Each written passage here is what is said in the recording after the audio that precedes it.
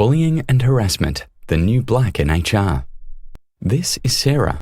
Sarah is a manager of an accounting firm.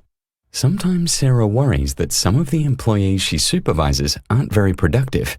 One morning at 10 a.m., Sarah overhears Julia and Jim talking about going downstairs to get a paleo pear and banana bread and watch cat videos together. Sarah is tired of Jim and Julia taking long breaks mid-morning instead of doing their work and reminds them both that there is some important work on their desks due at midday. After Sarah leaves, Jim and Julia start talking about what a bully Sarah is. Jim thinks Sarah is putting too much pressure on him and makes a bullying complaint to the HR manager. The HR manager investigates Jim's claims and finds them to be unsubstantiated, but decides it is best to move Jim to a different office location. After all, maybe this was bullying. Later that week, after talking to Sarah in the break room, Julia makes a complaint to HR that Sarah is bullying her as well, citing that Sarah monitors her breaks and was particularly mean the other morning in the kitchen. The HR manager tells Julia that he will investigate the bullying allegations, but Julia is so unhappy she can't wait and makes a stop bullying application to the Fair Work Commission. The HR manager is worried. After all, maybe this was bullying.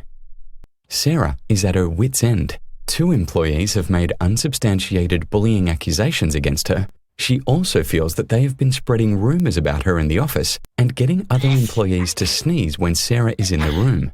It has happened a few times now, and Sarah is very sensitive about her allergies. Sarah submits her own stop bullying application to the Fair Work Commission. The HR manager is very worried. After all, maybe this was bullying too. After reviewing the facts, the Fair Work Commission was not satisfied that Julia had been bullied at work. This was because Sarah was taking reasonable management action carried out in a reasonable manner. It was reasonable for Sarah to ask Julia to do her work.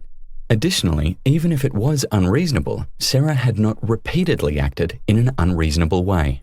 The Fair Work Commission were not satisfied that Sarah had been bullied at work either.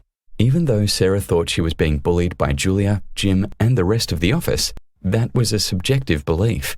The Commission decided that objectively, 2 people putting in complaints about bullying and others sneezing in the office was not bullying.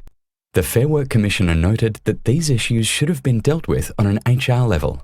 The HR manager took this new knowledge back to his workplace and implemented a new bullying and harassment policy. So the next time an employee says they are being bullied, the action plan is ready to go.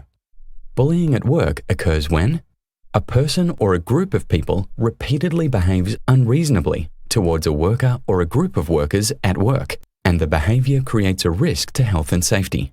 Take note, bullying does not include reasonable management action carried out in a reasonable manner.